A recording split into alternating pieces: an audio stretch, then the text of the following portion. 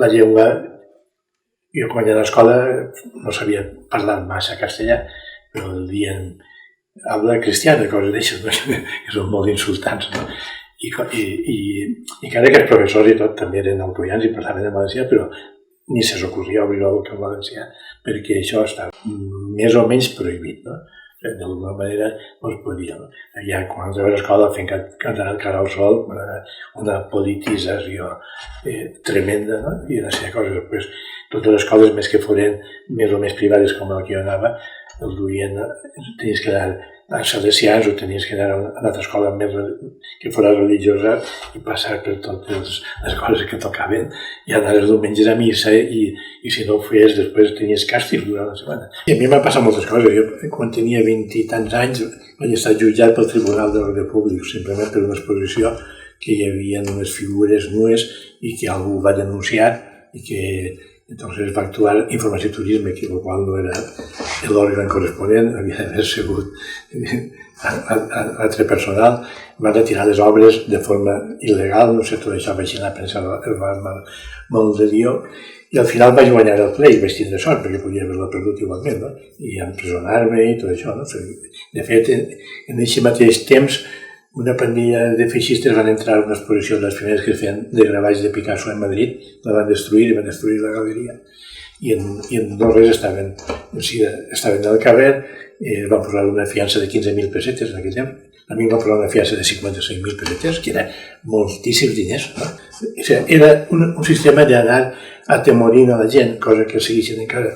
Yo soy de Puerto de Sagunto y no es que participabas en los movimientos estudiantiles, es que desde pequeñita, todos los 1 de mayo, los papás salían manifestándose por las calles, las mamás y los niños nos quedábamos encerrados en casa y las policías los perseguían, con lo cual participar era que tú veías lo que estaba pasando cuando eras muy pequeñita, que los 1 de mayo se perseguía a los papás, a los jóvenes, a estudiantes también. Y ya con poquísimos años, con 13, 14, pues reuniones de grupos anarquistas, de CNT, venían al puerto a cantar cantautores, Raimon, Lluís Llach, Lluís Miquel. Me hice periodista porque me gustaba escribir. Y me hice periodista porque me gustaba escribir antes de querer ser periodista y porque te pagaban por escribir. Yo soy un hijo de trabajador y esas cosas son condición sine qua non. O sea, no me vino un rayo divino y me iluminó, sino que, bueno, yo quería escribir, yo escribía ya poesía, escribía relatos, me gustaba mucho escribir temas sociales, temas que tuvieran que ver con la gente, no estaba muy ensimismado, ¿no? Sí, eso desde los 14 o 15 años. Yo cuando me fui a estudiar a Madrid en el 72, pues sí, me organicé, por decirlo así, ¿no? Estuve en partidos de izquierda, muy de izquierdas, y sí que participé en todas las movilizaciones, estuve en la Complutense y viví todas estas historias, movilizaciones, los comandos que llamaban entonces, que ni siquiera eran grandes movilizaciones, ¿no? Los saltos, ¿no? Se llamaban comandos, ¿no? Dabas un salto en una esquina con una consigna que ya venía preparada y en cosa de un minuto y medio te disolvías, tirabas los panfletos, gritabas. Era otra forma, porque había mucha represión y había mucha acción policial, ¿no? El movimiento estudiantil vivía un poco al rebufo del 68 francés, ¿no? Que aquí se vivió en el 70, a partir del 70 también lo hubo, hubo no tan de esas dimensiones tan alucinantes, pero sí que hubo ese renacimiento. Entonces yo viví eso lo viví como estudiante de periodismo y luego viví la transición como periodista, que también tiene su interés, ¿no? Porque no solo era una persona que era militante de izquierda, sino que también mi relación con lo que estaba pasando era una relación diferente, ¿no? Mis primeros contactos, digamos, con gente antifranquista se produjeron un poquito antes de entrar en la facultad, ya en el último curso en el instituto, estudiaba en el San Vicente Ferrer, y había ahí un grupo de chicas pues más inquietas, vi algunos carteles, tenía unos amigos que nos reuníamos y discutíamos algunas cosas, porque en ese tiempo vivir en dictadura siendo joven era realmente agobiante, porque estábamos restringidos, ¿no? En muchas de nuestras actividades, estaban prohibidas muchas cosas y empezábamos a tomar conciencia de que de esa manera no se podía vivir.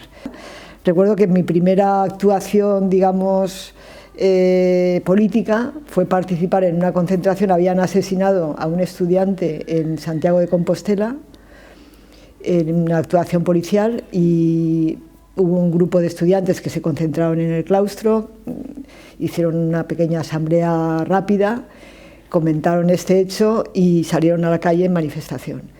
Y yo me uní a ellos porque, vamos, pensé en ese momento en mí misma, ¿no? Es decir, pues una joven en ese momento que sale a protestar, creo que estaba en marcha un proyecto nuevo de ley de educación, creo recordar.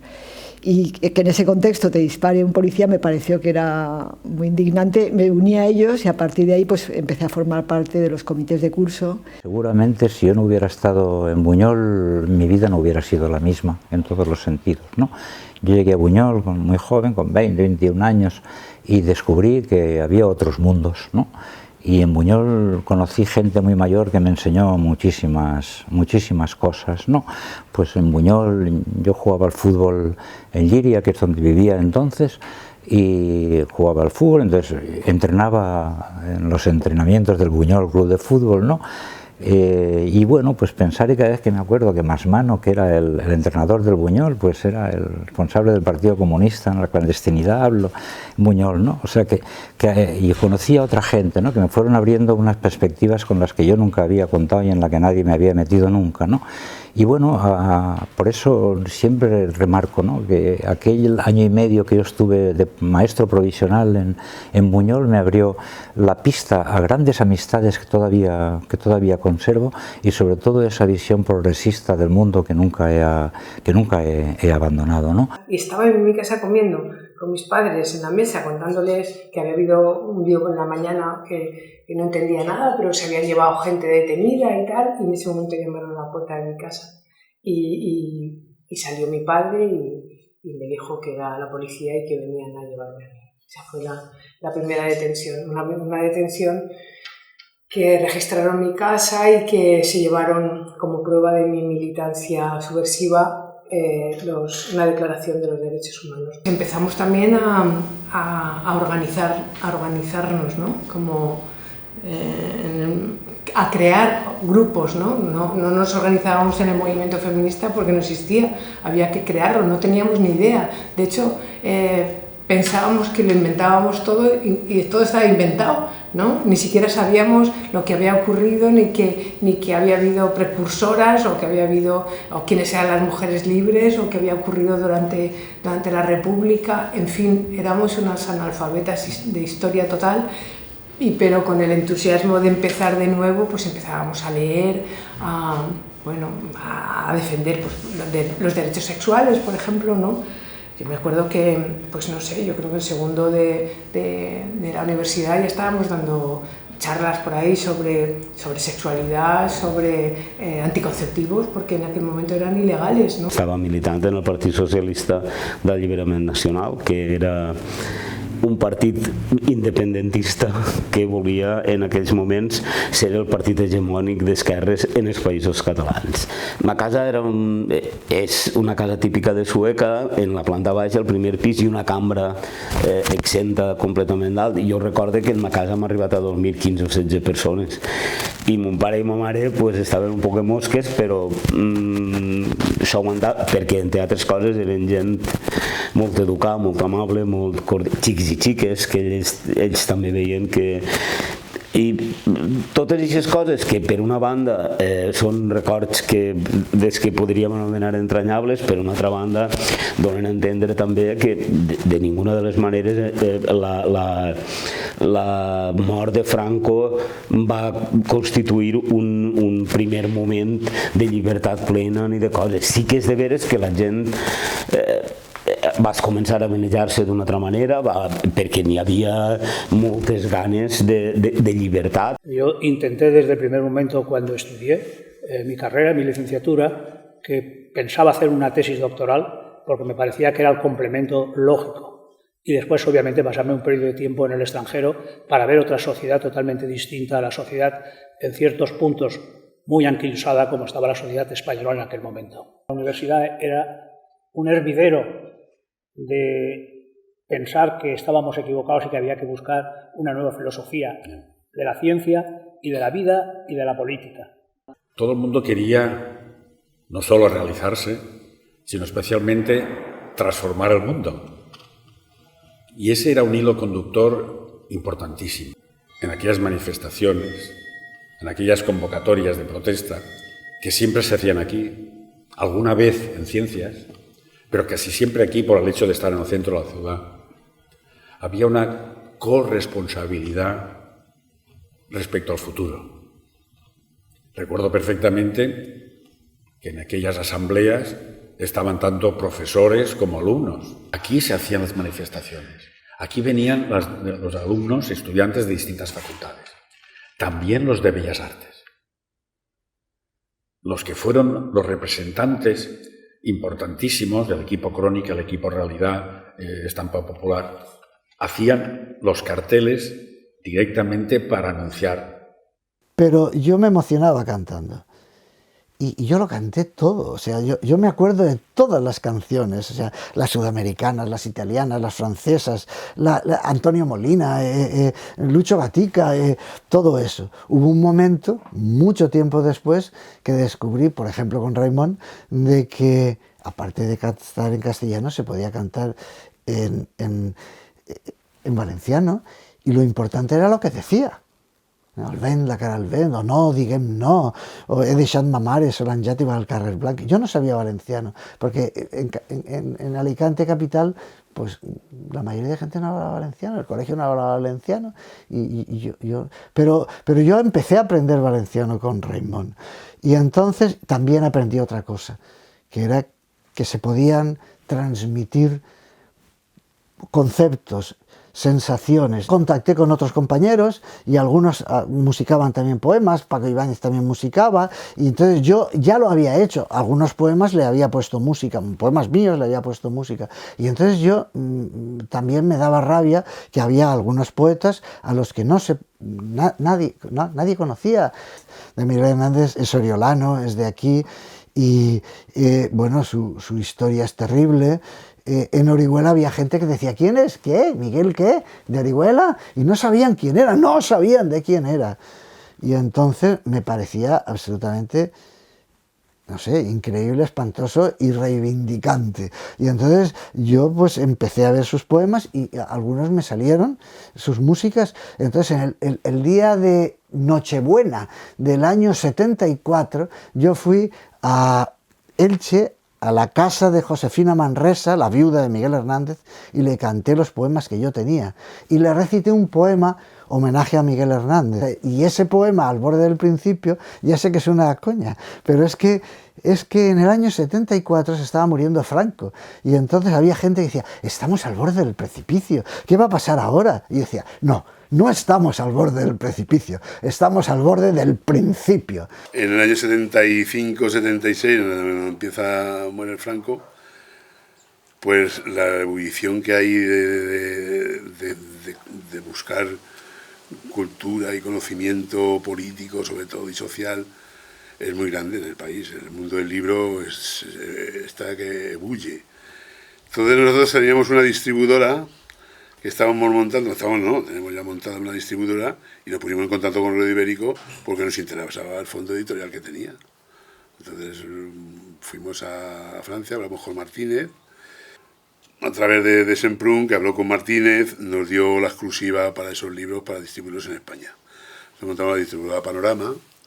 Entonces lo que hicimos, esos libros los metimos en la censura a ver qué pasaba.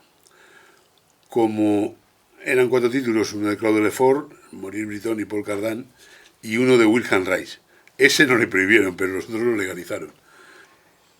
Y lo que hicimos fue ya traer el fondo de Radio Ibérico, lo traíamos en cajas con tapadera de los libros legalizados que había, y venía el nombre de los libros legalizados que había. Entonces venían debajo los libros que vamos a llamar prohibidos, que no estaban legalizados. Fue una época que en Europa el movimiento fascista se movía con cierta facilidad, ¿no? Hombre, lógicamente también los servicios secretos de aquí y toda la policía española estaba afuera, y estaba controlando y viendo quién entraría, quién saldría de aquí y de allá.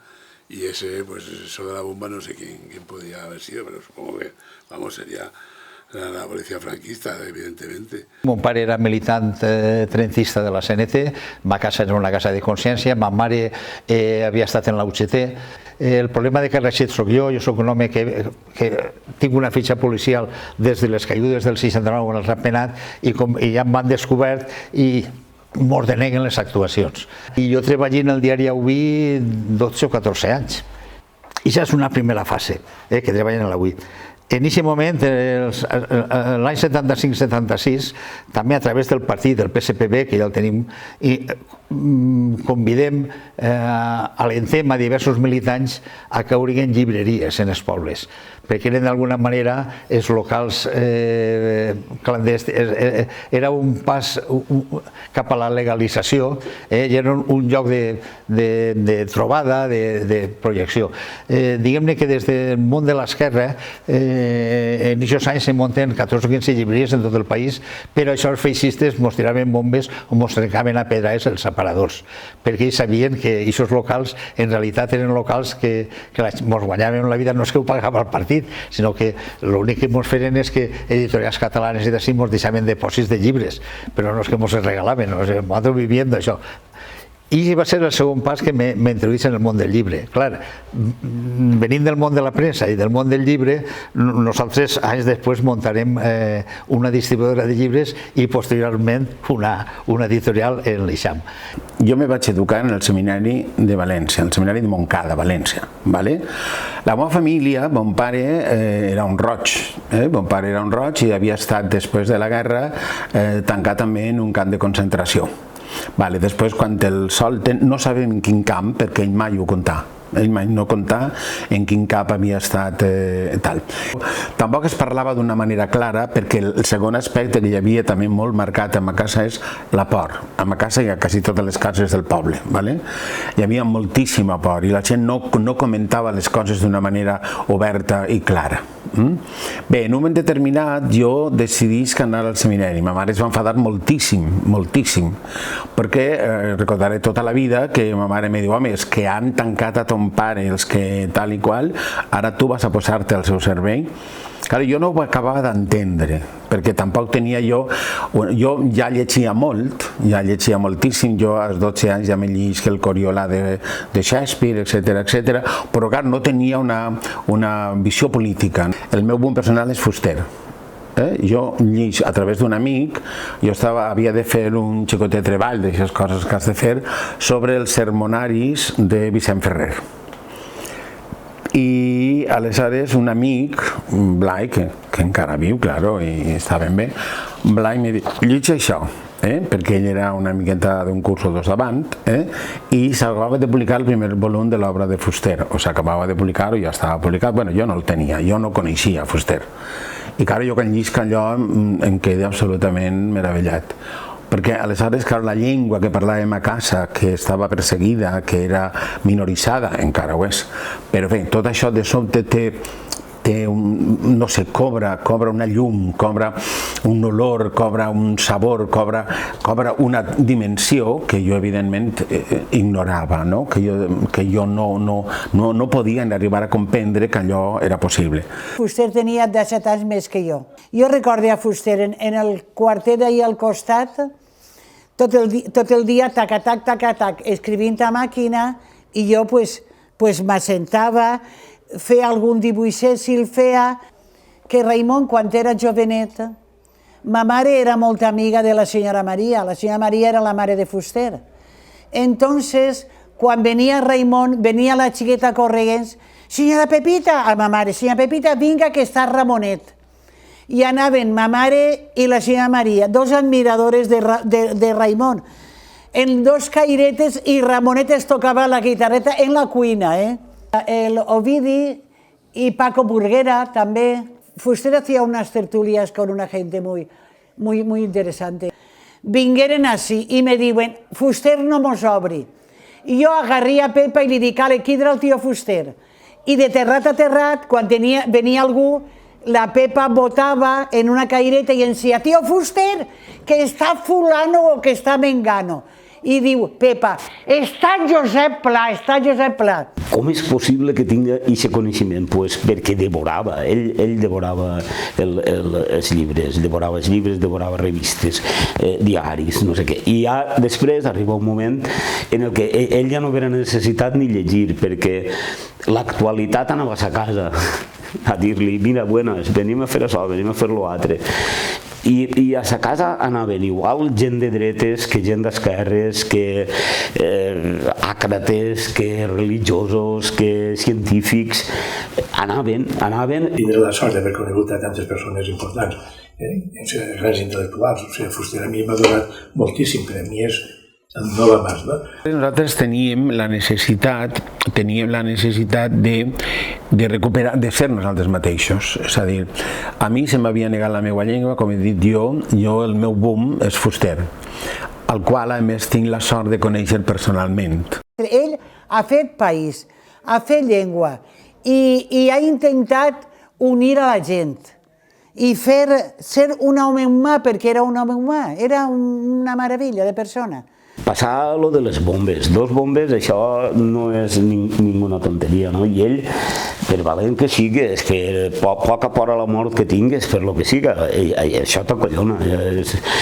És que tu estàs en ta casa i n'hi ha uns fulanos que volen matar-te i que van allí a ta casa a fer-te tot el mal que puguen, no? I això, òbviament, afecta. Que jo sàpiga, això no, ahir no n'hi ha ningú culpable, ningú va ficar aquestes bombes, això no... En la segona, que li va fer prou més de mal, que és la foto que circula per ahir, que està en el Ventura, en la reixa rebentada i tot el rotllo, doncs Llach va dir, no patisques, i Llach va organitzar un recital en la plaça de Bous de València, i tots els diners que va treure els va donar, perquè si no no hubiera pogut fer front a aquest arreglo, a les reformes. Pues el atentado fue terrible. Él, yo creo que desde entonces se sintió mal. Fuster lo pasó mal, muy mal, pobrecito. Y menos mal que fíjate si tuvieron mala idea, que él antiguamente dormía ahí. Lo hicieron para matarlo.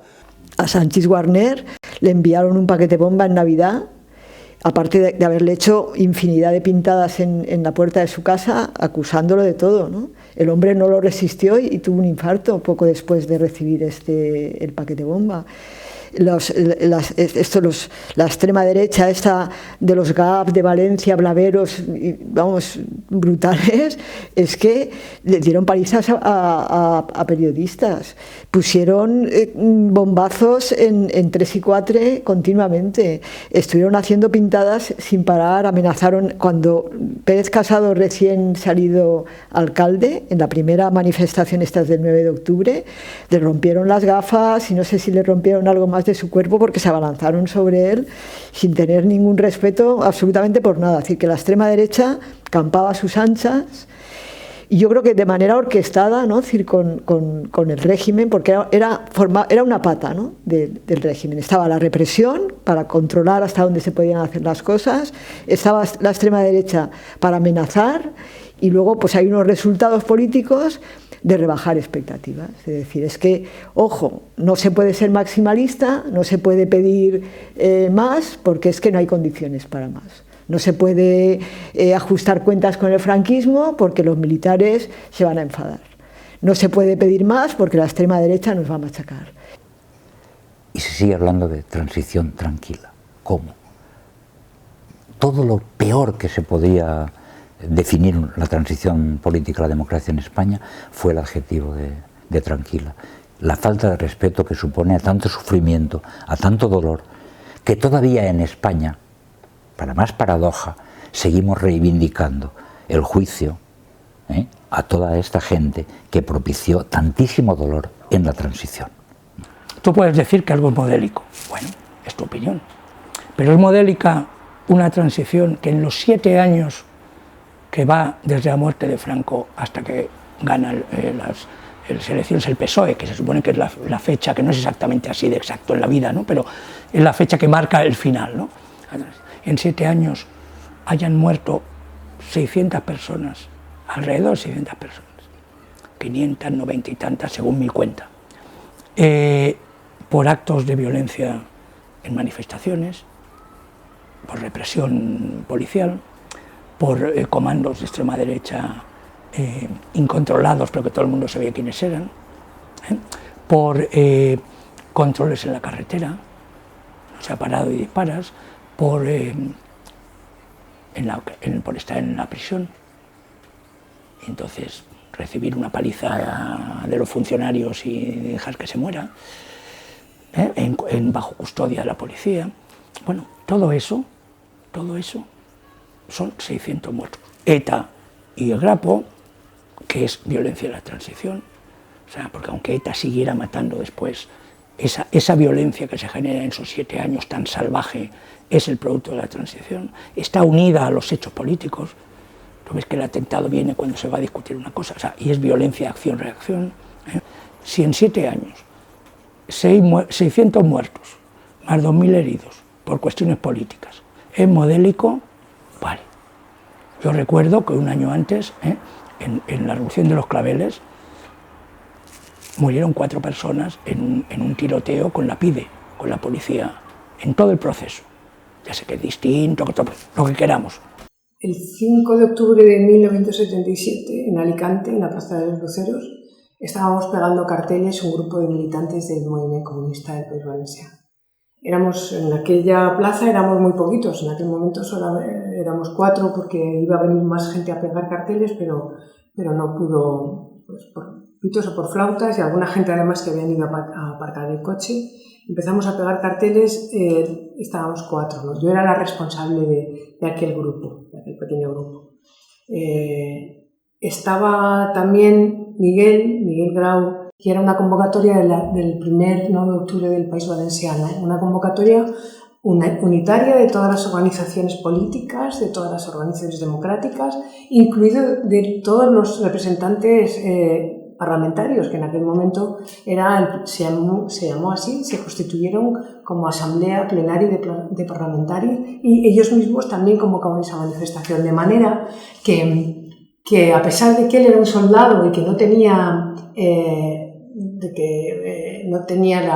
la posibilidad legal de estar allí pegando carteles, porque de no haber muerto a lo mejor hubiera tenido un consejo de guerra, ¿no? Porque la falta de derechos de los soldados, ¿no? Todos estábamos sin derechos, pero un soldado más, él se asumió la responsabilidad y se puso a pegar carteles. Pues empezamos a notar que nos tiraban como piedras, ¿no? Como que caían, ¿no? Pero dijimos, bueno, algún facha, ¿no? Pues alguien, ni caso, ¿no? No vamos a dejar por un sitio. Era la zona que la propia policía y las organizaciones Fuerza Nueva y los ultras, la extrema derecha consideraba zona nacional el centro de la ciudad, ¿no? Bueno, pero pensábamos que estábamos en nuestro derecho y seguimos pegando los carteles. Y lo siguiente es que le cayó a Miguel en la cabeza un trozo de muro de cemento armado que le partió la cabeza. Esa noche estábamos pegando carteles. Pegamos carteles y yo me acuerdo que cuando volvimos al local, ya con el bote de engrudo, porque entonces se pegaban con botes de engrudo, no era una cosa tan sofisticada como ahora, fue cuando nos llegó un compañero diciendo que habían matado a un chico en la Plaza de los Luceros. Entonces tenemos la sede aquí en la calle Pintor Velázquez, o sea que está muy cerca, entonces fuimos todos allí y ya nos encontramos con toda la situación, ¿no? del asesinato. Fue muy impactante porque nosotros como organización juveniles de izquierdas pues vivíamos un poco a salto de mata. ¿Por qué? Pues porque poníamos una mesa, por ejemplo, por pedir la mayoría de edad a los 16 años, que es lo que pedíamos entonces, por cierto. Y bueno, te aparecía un grupo de jóvenes de Fuerza Nueva, de Fuerza Joven, con vestidos con uniforme, 20 o 30, y dirigidos por un chico que llevaba gabardina, como en las películas, ¿no? Gabardina ya mayor, que era el que te amenazaba, y te tiraban el puesto. Si había mucha gente, pues no pasaban mucho más, pero claro, el problema es que iban a por ti, eran muy agresivos, ¿no? Los fascistas. Aquellos días fueron muy tensos, muy difíciles y muy duros para todos, ¿no? Porque a la vez era como, yo creo que la ciudad entera, o buena parte de la gente que en la ciudad era como la esperanza de la de que volviera la democracia era, no, esto no es, ¿no? Porque no fue un ataque, fue una cosa muy colectiva, ¿no? Porque mucha gente estaba en ese mismo día haciendo lo mismo, ¿no? Y entonces hubo como una reacción, una conmoción generalizada, ¿no? Vino a casa por la mañana la policía y me llevaron a mí y a mi compañero a hablar, se supone, con el gobernador, porque quería negociar, el gobernador quería negociar que no hubiera movilización, que no hubiera manifestación de duelo, ¿no? Y claro, dijimos que no podíamos negociar eso, queríamos ir con el ataúd hasta la plaza de los Luceros y allí despedirlo, ¿no? Hasta el cementerio, y que no podíamos negociar ese asunto, no éramos quién para hacerlo. Y nos tuvo retenidos hasta, o sea que yo no pude ir a acompañar a Miguel y los grises nos cerraron el paso, ¿no? Nos cerraron el paso y con un forcejeo pues brutal agarraron el ataúd, se lo arrebataron a la gente y lo subieron en el coche fúnebre y se lo llevaron, ¿no? Y entonces fue una cosa como una desolación total, ¿no? Se convirtió la ciudad durante horas y horas en la gente haciendo carreras, gritando por la calle, ¿no? Cuando se juzgó a Miguel Ángel Panadero Sandoval, al asesino, cuando se le juzgó aquí en la Audiencia Provincial, porque claro, este fue un caso que se vio aquí en Alicante, no fue en la Audiencia Nacional, como iban casi todos los casos de terrorismo, ¿no? De izquierda y de derechas y de todo tipo, ¿no? Sino que se juzgó aquí, entonces aquí hubo grandes enfrentamientos, por ejemplo, había chavales que eran pistoleros del Frente de la Juventud, que era una escisión de Fuerza Nueva, Fuerza Joven muy violenta, y que estuvieron con las pistolas ahí enseñándolas y haciendo ostentación. Y estuvo en la cárcel, solo que estuvo el tiempo suficiente para que le dieran un indulto y salió indultado, ¿no? Salió indultado a la mitad de la pena, que en realidad pues, no sé si llegó a pasar 3 años, 2 años y medio. Había ilusión, miedo por lo que te pudiera de verdad pasar, porque sí que estabas oyendo y sí que veías las represiones en las calles cuando ibas a las manifestaciones, pero había esperanza, había mucha esperanza. Cruzabas los Pirineos y estaba Francia, o los 7 hermanos de mi abuelo. Mi abuelo fue condenado a muerte, pero no lo llegaron a matar. Y en los 50 incluso intentó irse a vivir con sus hermanos a Francia. Entonces la gente que cruzaba el Pirineo veía lo que era países de esperanza y de democracia. Entonces nosotros sí que cruzábamos una montaña y ya veías que existía otro mundo, pero lo veías ahí al lado, desde cine, teatro, música, democracia, libertades. Entonces, claro, lo teníamos muy cercana a la esperanza, la mirada hacia la esperanza. Il·lusió hi havia moltíssima, però van passar una sèrie de coses, anaven passant una sèrie de coses que a més tu anaves també madurant perquè tota la vida no eres jove i aquestes coses anaven ja fent-nos pensar que a lo millor no tindríem que creure tant que n'hi havia una transició i que s'assemblava més a una transacció. Celaya decía que la poesía es un arma cargada de futuro y la canción no te digo nada, porque la canción cantando poesía pues era un arma cargada de futuro en un momento que estaba absolutamente cargado de futuro. Lo importante en ese momento era el presente, el pasado era el futuro que teníamos por delante. Y entonces está claro, pues si tengo un arma cargada de futuro, ilusionante, que reivindique a esos poetas, que reivindique todo lo que podemos tener de bonito y de bueno en la vida, joder, qué suerte tenemos nuestra generación que estamos viviendo en esta época. Y, ojo, algunas cosas han salido bien y otras mal. Y otras están muy mal. Pero yo creo que somos una de las generaciones más felices de españoles de todos los tiempos. Hemos tenido un sueño y en ello estamos, con sus pesadillas de vez en cuando espantosas, pero en ello estamos. Fue un momento de gran esperanza. Fue un momento donde deseábamos materializar todos aquellos sueños que durante décadas habíamos de alguna forma puestos en el futuro. Recuerdo perfectamente las opciones de ruptura, de transición, las tensiones que hubo, las esperanzas expuestas. Yo creo que en aquel momento pusimos una pica en Flandes, de esperanza, de ilusión. Recuerdo, en el contexto de Alcoy, justamente Antoni Miró fue uno de los cabecillas que hizo una gran exposición donde se hacía la lectura histórica de esa tradición de contestación ideológica dentro del franquismo.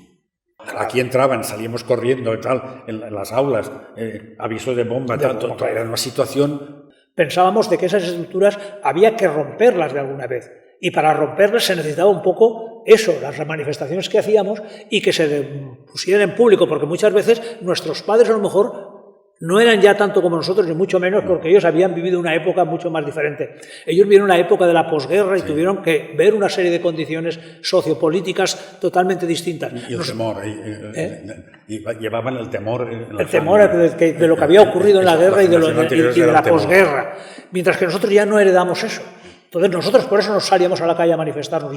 Este país era una merda, això era una vergonya. El franquisme és un femer, moralment, però n'hi ha una cosa que sigui tan clara, i és que des que nosaltres se posem a combatir-lo, això es converteix en homes i dones lliures. És a dir, que este país era un femer moralment, econòmicament, socialment, això era un femer i una vergonya col·lectiva. Però a nosaltres no ens afectava perquè nosaltres el combatíem, i el combatíem en totes les nostres forces. Érem homes i dones lliures dins d'un femer impressionant. Quan ve la transició, ve la gran decepció. És a dir, érem uns primaveres, nosaltres havíem fet pamflets, havíem fet pintaes, havíem jugar-nos-la, eixir al carrer, pegar quatetismos, havíem inflat a hòsties, però això de la política era una altra cosa. A mí me gusta recordar lo que dice Benedetti, ¿no? Benedetti dice en uno de sus poemas que el miedo lo podemos transformar en coraje.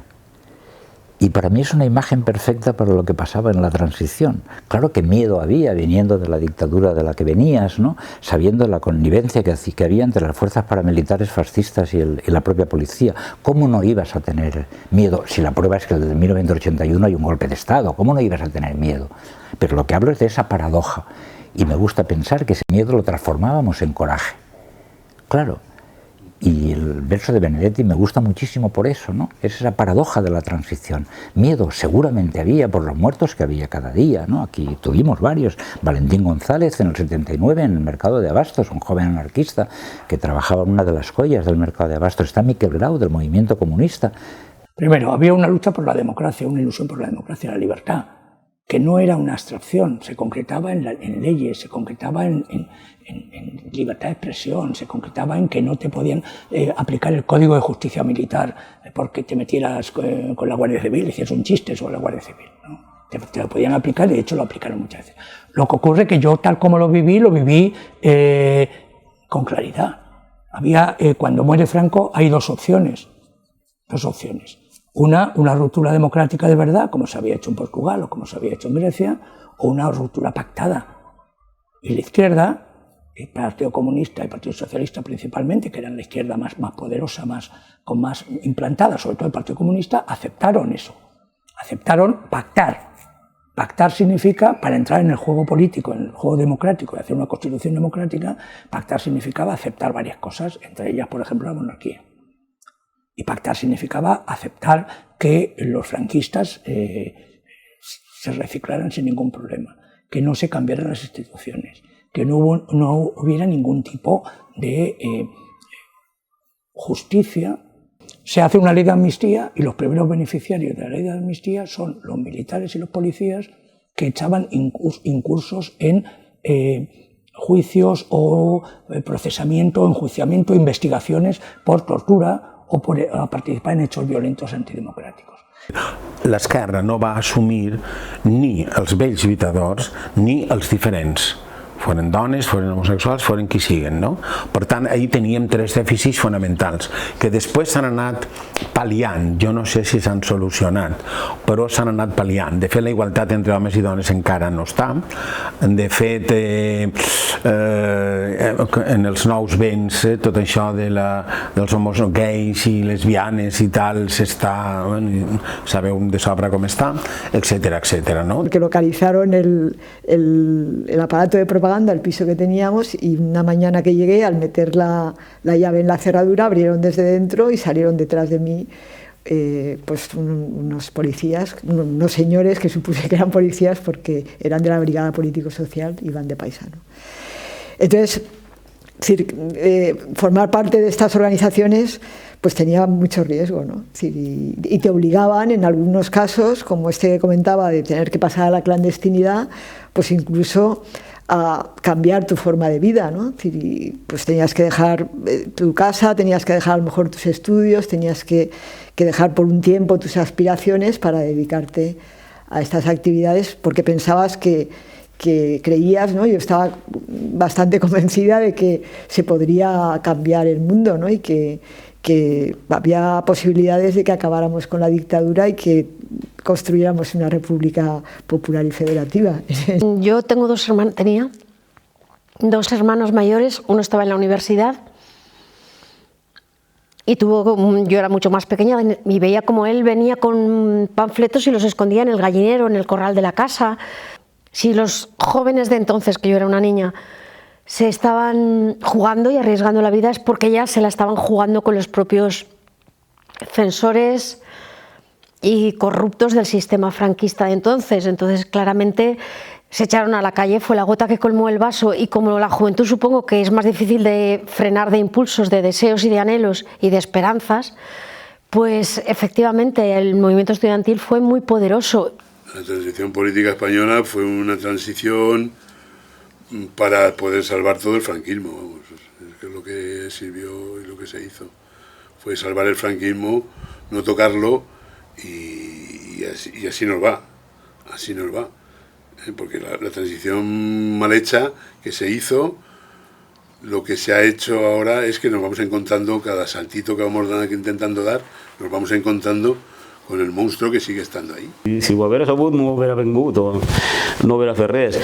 Però al mateix temps també hi ha una altra frase o una altra expressió cèlebre que si no fora per estos ratets, entonces, clar, pues com han de morir i tot el rotllo, pues els ratets que passarem en alguns moments determinats, jo què sé, jo pense, per exemple, en un recital de Raimon en la plaça de Bous, pense, per exemple, en una manifestació que ara no seria capaç de dir quin dia o quin any va ser, el que vegueres allí, pense, pues, no ho sé, en mon pare i ma mare anant a votar, després de la por que passaren i de totes aquestes coses. Pense en la meva filla i la meva neta que ningú podrà considerar que perquè són dones són inferiors a qualsevol altre.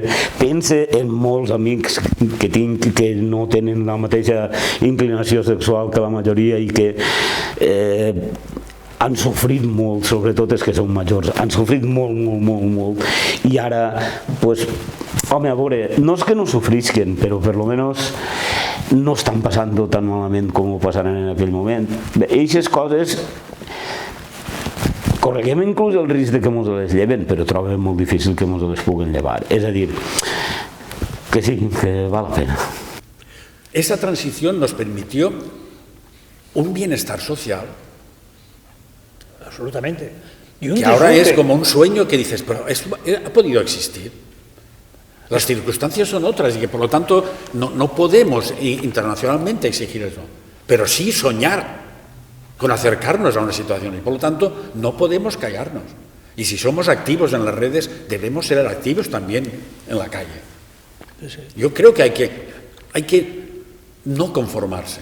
Hay quien dice que todo lo que se hizo en la transición fue perfecto, porque no había otra manera de hacer las cosas, ¿no? Estos son los defensores a ultranza de la transición, que tiene nombre. Hay una persona, es un historiador, que es el que principalmente defiende este modelo de transición, y con él también algunos alumnos suyos o seguidores o estudiosos que han estudiado a su amparo, ¿no?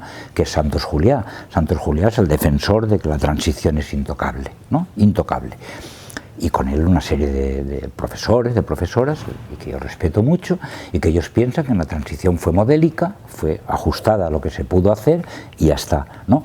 Bueno, hay otra opción que yo defiendo, y es que se hizo algo de lo que se tenía que hacer o se podía hacer, pero dejó de hacerse algo que se podía haber hecho en aquellos momentos, o al menos haber iniciado algo en aquellos momentos para poder continuarse. Y en este punto que yo digo de cuentas pendientes, hay bastantes puntos que tienen que ver con lo que ahora se llama memoria histórica o memoria democrática. Yo creo que fue un cambio muy controlado, y que en el momento en el que había alguna posibilidad, desde luego en el propio debate de las autonomías y aún después, porque siguió, ¿no?, el propio debate, ¿no?, de constituir, de desarrollar la democracia en cada una de las nacionalidades y regiones, en qué consistía eso, esa cosa de separte España, ¿no? Aquella amenaza desde el 80 y el 81, esa amenaza no fue gratuita, o sea, el golpe militar de Tejero, a estas alturas yo creo que podemos ya aceptar que lo dieron y lo ganaron, ¿no?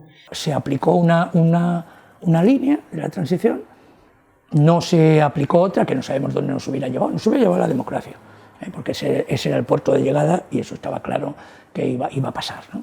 Entre otras cosas porque había una estrategia internacional también de quitarnos los viejos dictadores, nuestros viejos dictadores, como pasó con Portugal o como me pasó con los coloniales en Grecia. Claro, el problema es que la metodología que se aplicó fue la de aceptar la bandera tal como estaba, aceptar la monarquía, reformar las instituciones, pero sin tocar a los jueces ni tocar a la policía, ¿no? Cambiarle el nombre a las cosas, que haya un nuevo código penal, que todavía no era delito ser del Partido Comunista en un momento determinado, bueno, ese tipo de cosas, ¿no? Pero claro, al mismo tiempo tú estabas aceptando que el timón y todo lo llevaran otros.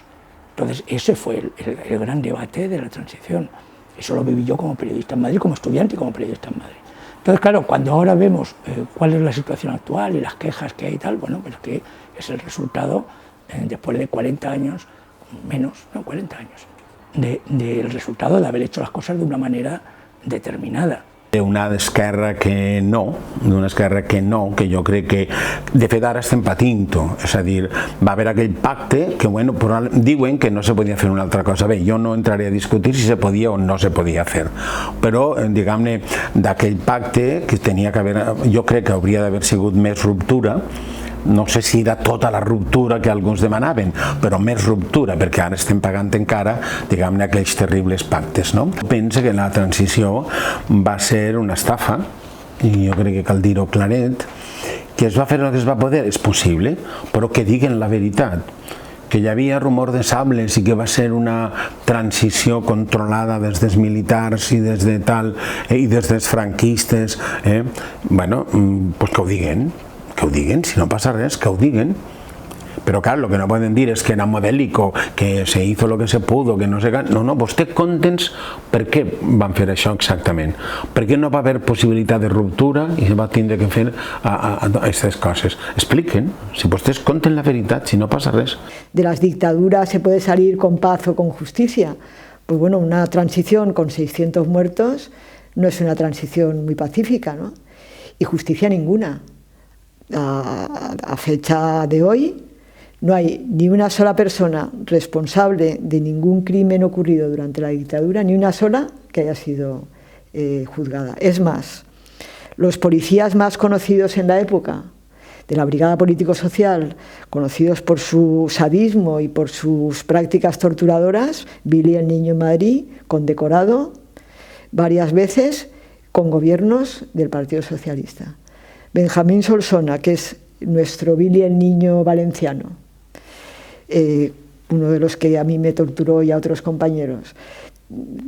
Finalizada la dictadura, sube de categoría y no sé si está en Mallorca, en varios sitios, en fin, sube de categoría y mejora su posición económica y de rango dentro de la policía. Manuel Ballesteros, otro de los policías conocidos de la época, ocurre 3/4 de lo mismo. Es decir, el aparato represor de la dictadura no solamente no sufre ningún tipo de depuración ni de crítica, sino que es recompensado durante la transición. Yo creo que esto te indica, pues, quién gana en la transición, ¿no? Es decir, antes comentábamos, bueno, es decir, por supuesto, nadie pone en cuestión las fortunas conseguidas por un militar como Franco. ¿Cómo puede ser que un militar como Franco obtenga las fortunas que tiene, ¿no? ¿Cómo puede ser que toda la gente que se enriquece durante el franquismo por haber expoliado a republicanos, nadie les pida cuentas, ¿no? La transició de modèlica no tingués res, això era un tràgala. No, possiblement no se pugui fer, jo en el pas dels anys, allò que discutíem de la ruptura i la transició, possiblement l'esquerra no tenia força per imposar una alternativa. I la dreta tenia els poders fèctics, i tenia la policia, i tenia l'exèrcit. Hi ha una cosa que aquests dies s'ha parlat molt del procés català. On han jutjat a Junqueras i a tot el govern català el procés, és el mateix lloc on jutjarem a Macià, a Companys. I fins els mobles són el mateix lloc. És a dir, que així els tribunals del top passaren d'avui per demà de ser el top de jutjar polítics i sindicalistes al Tribunal de Justícia normal. Així no n'hi hagué una necessitat. Ara se paguen les conseqüències. No me gusta que a todos aquellos jóvenes que sí que se la jugaron, no solo el Partido Socialista, que no se la jugó mucho, sino todos los otros partidos que sí se la jugaban, PC, MC, PT, LCR, los jóvenes no saben ni lo que es todo esto, anarquistas, cenetistas, sindicatos, los que murieron en esos años de transición. A los demás se nos dijera, no, quedaros quietecitos, que es que así es mejor un ratito. Y luego ya moveremos lo que haga falta. Y se quedaron los mismos jueces, los mismos militares, los mismos policías. Pero han pasado 40 años y cuando alguien dice, es que habría que mover alguno de los artículos que se pactaron, no se mueve nada. O sea, ¿que nos vamos a tirar quietecitos otros 100, 200 años? ¿300? Hay más memoria histórica de mi país en Argentina que en el mío. Encuentro más cuando hago jabalina hijos y nietos de los que nunca pudieron volver, que tienen nostalgia de este país allí que aquí. Hay una jueza de allí que tiene la causa argentina, que es la que está diciendo los crímenes de lesa humanidad no prescriben. No prescribieron en Nuremberg, no prescribieron en la ex Yugoslavia. ¿Por qué van a prescribir en España? ¿Quién decide que España es diferente? Es verdad que las guerras casi siempre las ganan los mismos. De hecho, he dicho muchas veces que aquella guerra de 1939 que ganaron los fascistas, la siguen ganando los fascistas, ¿no? Lo he dicho muchas veces y lo he escrito más veces todavía, ¿no? La victoria del 39 de los fascistas sigue existiendo. Si en España hay un discurso hegemónico sobre la memoria y sobre la historia, sobre todo sobre la memoria, es el discurso fascista de la victoria de 1939, ¿no? Yo he dicho muchas veces y he escrito, las guerras empiezan y no se acaban nunca, pero añado desde hace un tiempo, algo que nos sirve mucho aquí, es que las victorias tampoco se acaban nunca. Y en el caso de España es lo más doloroso. Aquella victoria de 1939 todavía es la victoria, el discurso hegemónico en España. Ha habido un relato en el que se ha puesto de relieve que una serie de personas, adalides de la democracia en este país, entre otros el sucesor de Franco, puesto por el mismo rey Juan Carlos I, pues es un artífice de la democracia, junto con Suárez y junto con otros políticos, sin tener en cuenta de dónde vienen estas personas, cuál es su pasado, qué intereses representan, a qué sectores sociales representan, porque se tiende a hacer un análisis de las cosas simplista y muy personalista. Es Las cosas yo creo que tienen un poco más de complicación. Detrás hay intereses económicos, detrás hay sectores sociales, detrás hay clases sociales que defienden a unos u a otros y hay que analizar las cosas en esa perspectiva, ¿no? La cultura debe ser el aire de la política, pero es que el aire de la cultura es político. Toda actividad cultural es política. Obviamente, claro. Cuando alguien, hablando, dice, no, jo és que soc metge, o jo soc tal, jo no soc polític, ponte a temblar. Ponte a temblar. Claro, los periodistas venían conmigo, la gente venía, y lo primero que hizo fue empezar a dar voces. Que cómo están, pero a gritarme. Claro, yo de repente, fíjate, me estaba gritando a mí delante de la gente y dije, a mí no me ha gritado ni mi padre. ¿Pero qué estás diciendo? Claro, a un vicepresidente que yo no le conocía, claro, que yo se armó. ¿Cómo poses això? Y si ves las fotos, son de risa. Sí, yo recuerdo las fotos. ¿Pero qué fotos? Claro. Era algo planificado. Claro. Hay que quitar esas fotos, me dijo ahí. Y dije, ¿cómo que hay que quitar? Eso no se toca mientras yo esté aquí. Claro. Pues estarás poc, me acuerdo que me dijo. Qué bruto.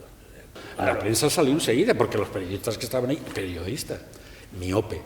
Si tú censuras una exposición organizada por los periodistas, se va a armar. Es que fue un escàndalo internacional. Un escàndalo nacional, hombre, claro.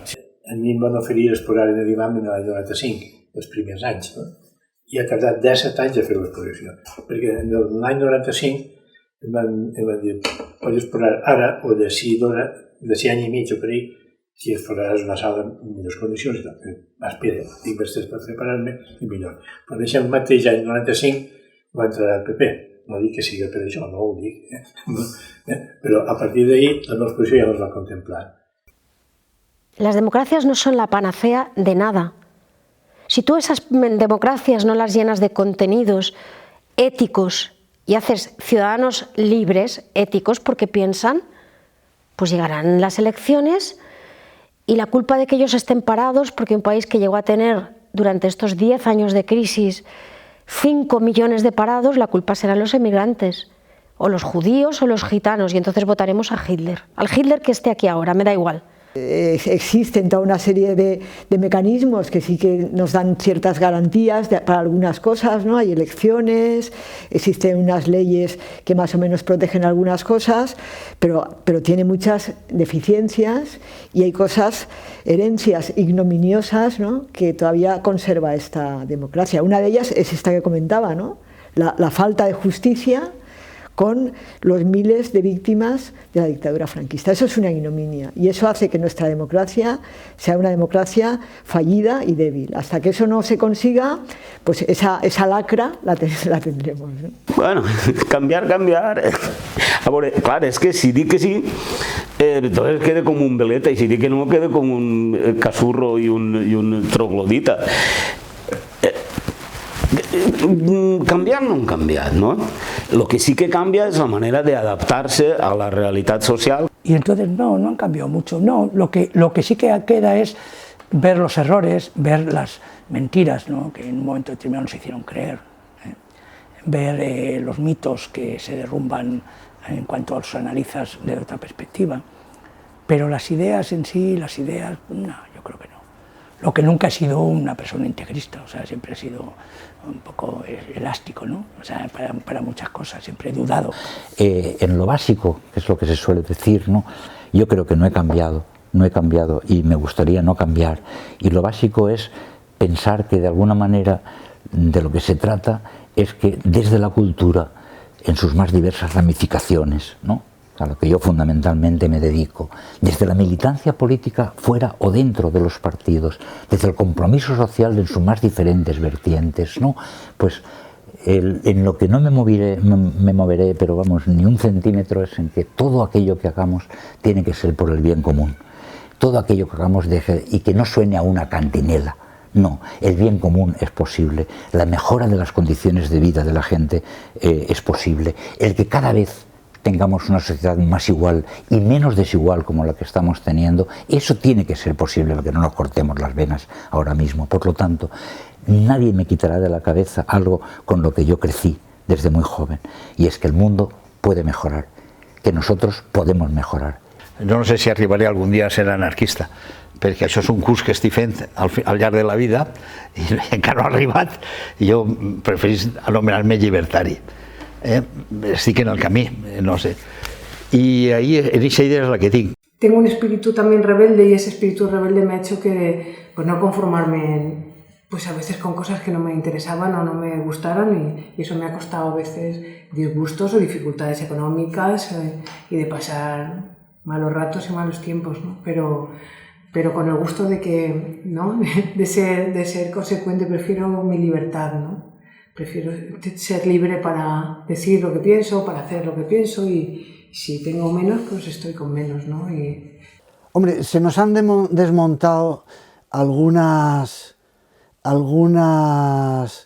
no sé, ilusiones, como nos pasa a todos cuando nos vamos haciendo mayores y vemos más cosas, no por la edad, sino porque vamos teniendo más información. Por la edad es igual, yo soy exactamente igual, opino y pienso exactamente igual. Entonces, no me ha gustado nunca formar parte de ningún partido que me diga lo que tengo que pensar.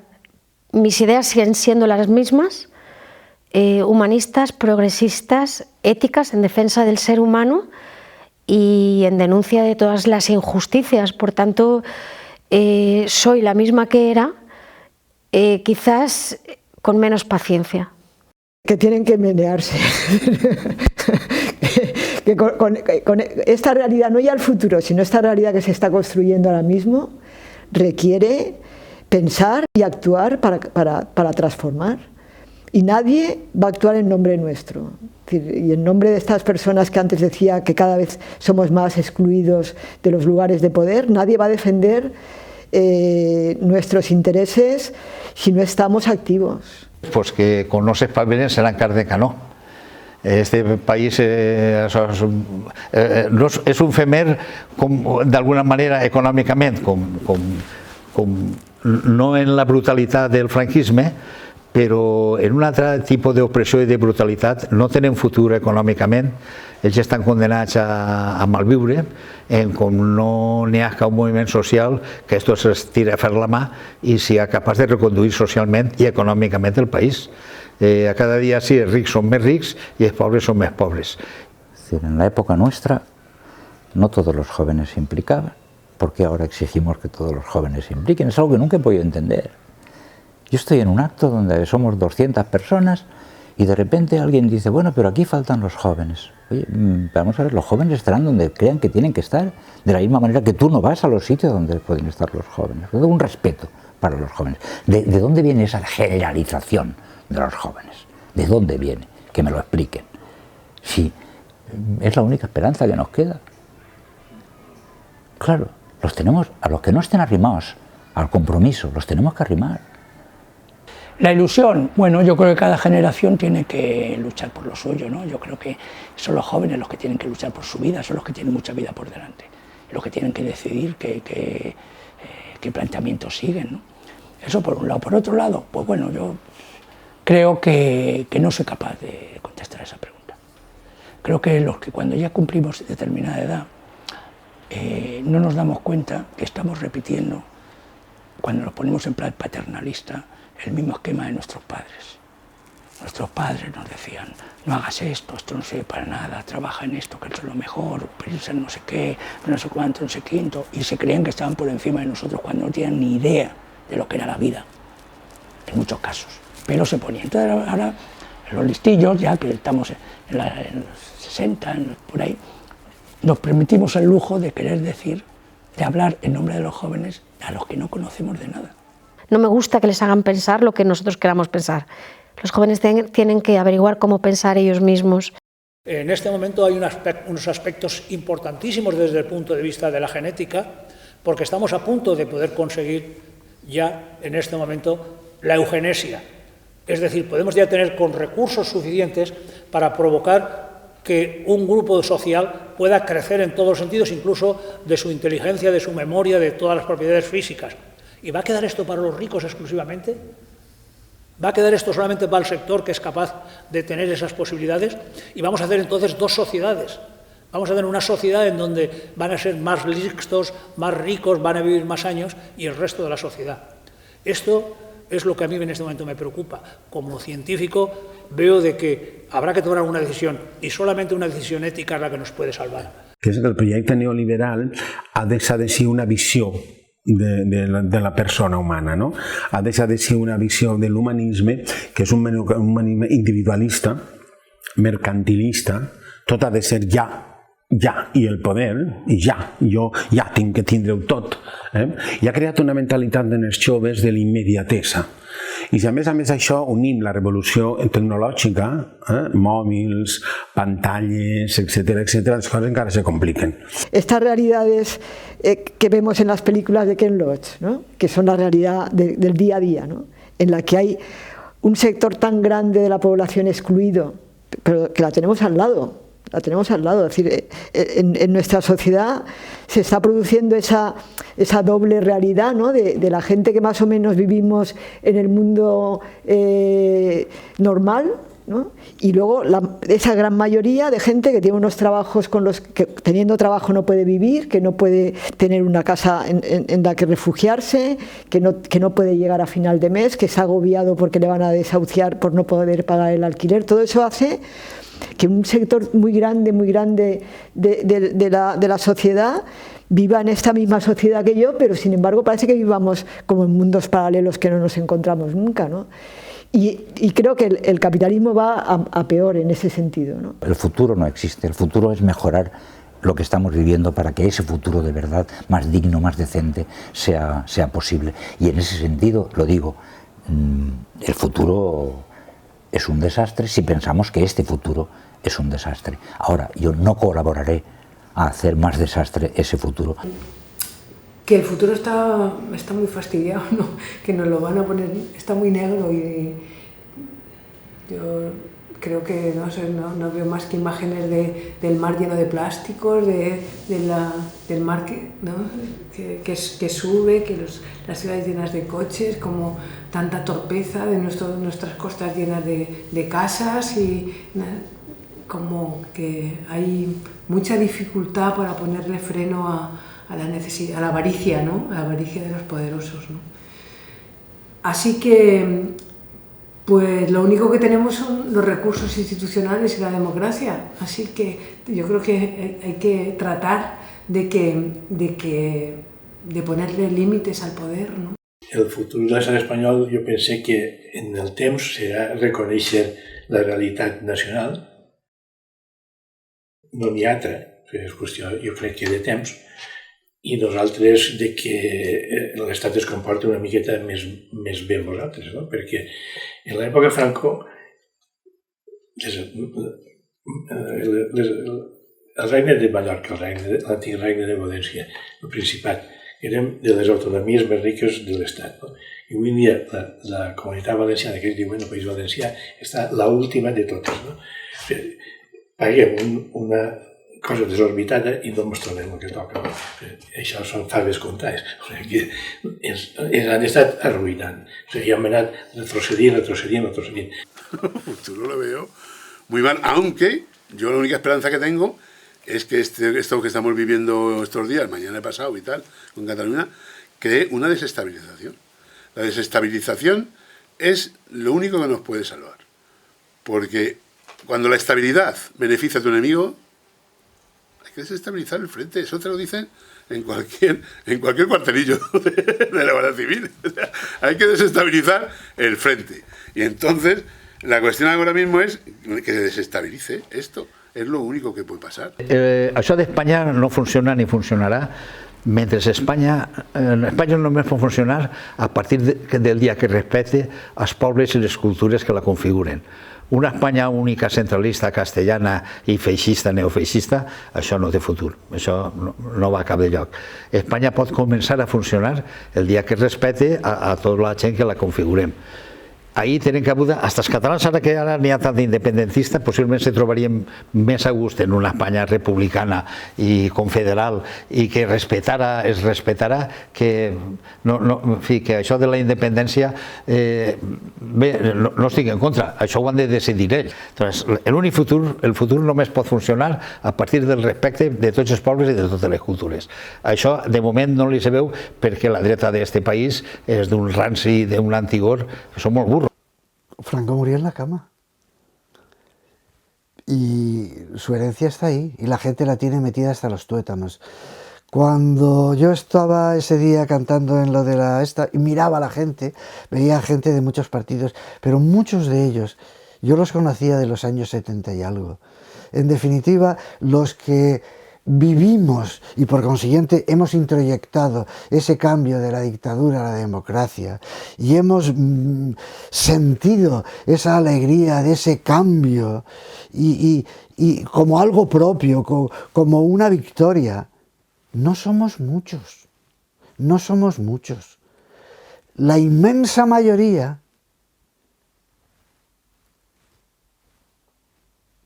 vota al otro. ¿Qué vamos a hacer? Hombre, yo como lo voy a ver mal, pero la democracia es lo que es. Yo como tengo la razón, yo mando. A eso se llama dictadura. No. Hay que esperar, y si los que tú crees que no tienen razón tienen más votos, pues mandan ellos. Bueno, lo que ellos digan, a mandar, que decía en otra época, a mandar. Pues ya está, pues mandan ellos y a callarse. Esto es la democracia. Las ideas absolutas crean regímenes absolutistas. ¿Que esto es malo? Bueno, es lo que nos merecemos, no sé, como pueblo. Como personas tal vez no, pero como pueblo sí.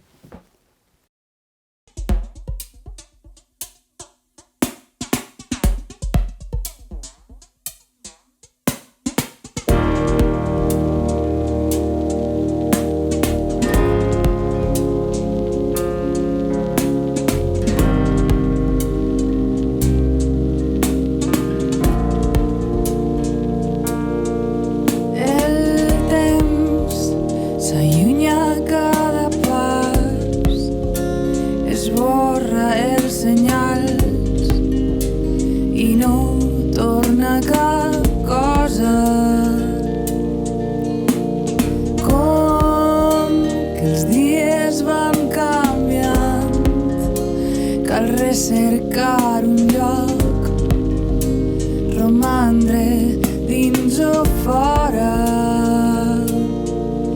sembràvem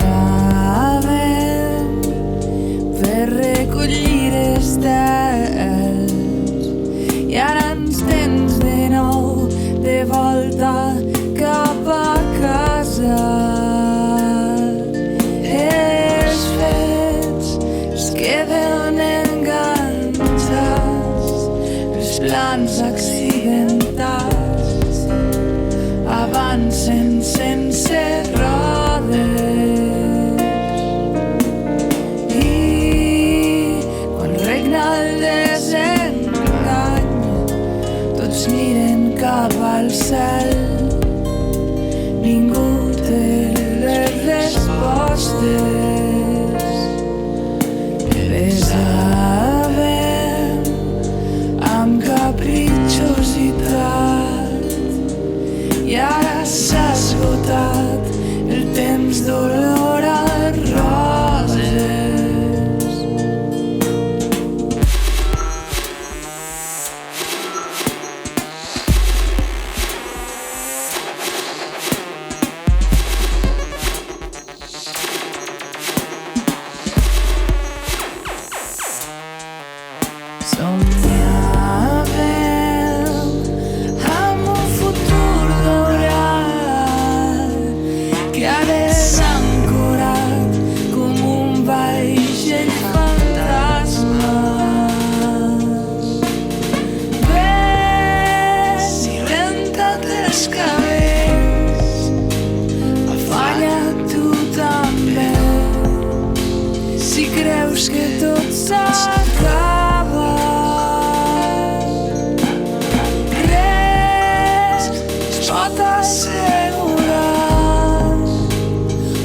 Estarem junts.